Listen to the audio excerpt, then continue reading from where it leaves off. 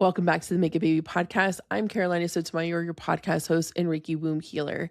And today we're talking about the 7 steps to open your womb and conceive in 2026. Now, when most women come to me, it's because they've done everything. They've tried to do everything right, track the temperature, track their cycles, take the supplements, drink the teas, do everything, lose weight, all of the things. And they're still not pregnant and they're frustrated and they've spent thousands of dollars, years and months trying to conceive. And they come to me and they're like, well, what else do I have to lose? You have everything to gain when working with me. Because when we're working together, we're not just trying to conceive your baby. We're casting a vision of what you want your motherhood to look like. So let's dive in. Now, in these 7 steps to open your womb and conceive in 2026, it goes into what is your vision? What does motherhood look like for you? How do you want to feel in your body? How do you want to operate in your home and in your partnership or marriage? What do you want your baby to feel in your presence? How do you want to parent? How is your partner going to parent with you? What do you want to break generationally? And what do you want to keep with you when you're parenting your child? There's a lot that people love about the way they grew up, and there's a lot that they don't like or they absolutely hate. So when we're looking at that, we're also looking at what are we doing to break generational patterns so that we are stopping the cycles of abuse. We're stopping the cycles of trauma because you deserve to have a home, and so does your baby and your partner that's full of love, that's emotionally supported and regulated. That is the dream, right? And then more. Now, it is so important to understand is our next realities have to be shaped and defined, and that's how you manifest. And how you manifest is also knowing what version of you has the things that you want, and how does that version of you feel? It's the feeling that allows you to manifest in quantum leap. Nobody says that. They're like, do a vision board and write it down. Yes, that can work. But it's the feeling that you have when you're casting your vision. So we also can't heal towards something if you have not defined it. So it's super important. Step 2, let's get honest about what our current reality is. What are our triggers right now? Where do we feel disconnected in our body? Do we have a mind-body connection? Do we feel sensations in our body when emotions come up? And that's okay if you don't. We just have to work towards creating that mind-body connection. How does your womb feel? How do you feel right now? How do you feel about your fertility? How do you feel about your womb? How do you feel about your menstruation? How do you feel about your partner? We don't bypass and we don't outsource and we don't pretend. Your healing is teaching you how to be the authority in your life because you have free will and autonomy. Sovereignty is a number one thing besides safety that we're teaching here. Step 3, identify the blocks. That's where I help you along all the way, of course, but identify the blocks maybe you don't see. As a human design projector, I can see the big picture in the past and in the future. So with this, we're looking at blocks are not random. They are wounds. So we're looking at your father relationship, your mother relationship, grandparents, any other caregivers. We're going to look at any past lovers. We're going to look at your body relationship, your inner child, ancestral. We're going to look at past lives if it's applicable. We're going to look at any losses you may have. We're also going to go ahead and we're going to look at any fertility trauma. A lot of people also don't talk about this is during your fertility journey, you may have had an IUI that was not successful or IVF egg retrieval and it didn't result in any embryos, or maybe the embryo didn't stick after the transfer. And all of that needs to be accounted for. And all of that gets stored in your womb. So we have to identify all of the things that could be driving fear, shame, guilt, the need to control, because all of that imprints on your nervous system and causes you to react and have triggers.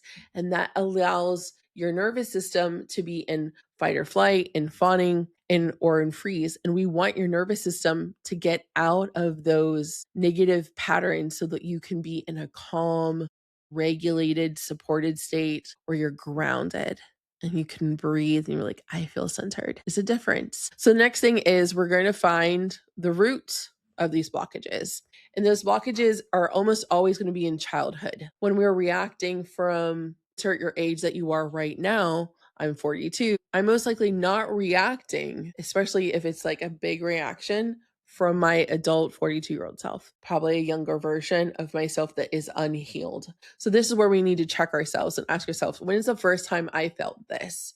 It wasn't last year. It was most likely in middle school, in your childhood, and when you're younger. And it was the first time that you felt rejected, made to feel diminished or small, invisible, or unsafe. So your fertility reflects this. Our womb reflects what is holding on to. So with this is we need to restore the safety. We go back to those moments where it was the first time you felt it. We give the energetic medicine with Reiki, fill that void, remove that negative emotion. Your tissues raise in frequency.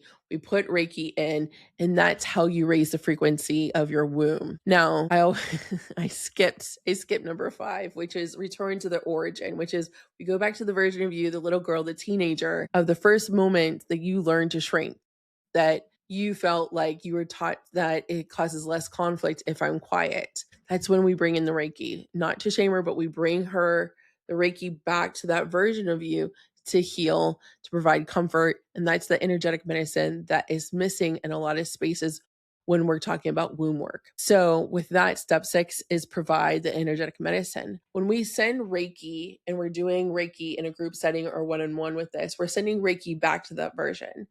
And I'm holding space for you. And in that moment, that version of you might say, I need a hug. So we're going to envision giving them a hug, or they might need to hear certain words. So you're going to say those words that version of you needed.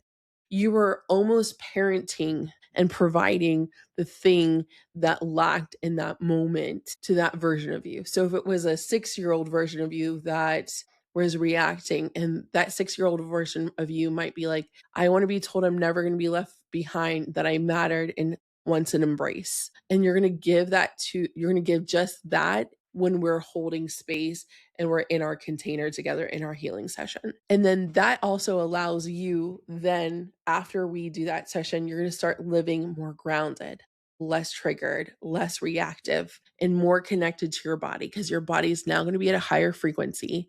It's going to have more of a you feeling, because more of you, all the pieces are returned. Because every time that you're hurt, a piece is taken from you. And every time that you heal, that person who took that power away from you, that piece is retrieved from that other energetic cord and restored back to you, almost like a missing puzzle piece. And that is like part of your soul being fully embodied and being made complete. So every time you heal and take your power back, you're more whole than you were before. Also more sovereign, because you're like, no one can take this away from me. This is like grounded deeply into your soul. Step 7 is transform the womb environment.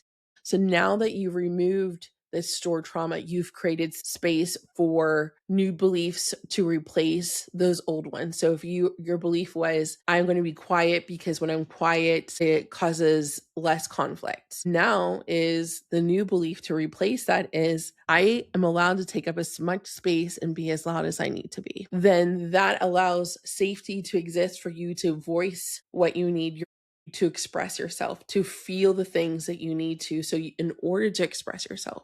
So safety starts to return to your womb, safety returns to your nervous system, and also safety is what you need in order to conceive. In order to conceive, you need to be able to receive. In order to receive your spirit baby, you need to be able to feel safe. And a safe nervous system allows you to have an open womb. And an open womb receives. And this is how we move forward, striving and conceiving and receiving our spirit babies in 2026. So I invite you to keep walking with me through this step-by-step process, because this is my specialty. This is what I do.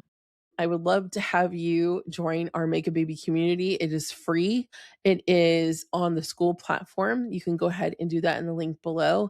Also, we're having a free masterclass Tuesday, February 17th, Misconceptions of Conception, and you can learn 4 most common misconceptions of conceiving and how to overcome them. I can't wait to see you there. You can also sign up for that masterclass free of charge in the show notes. Until next time, my friends, let the Reiki flow.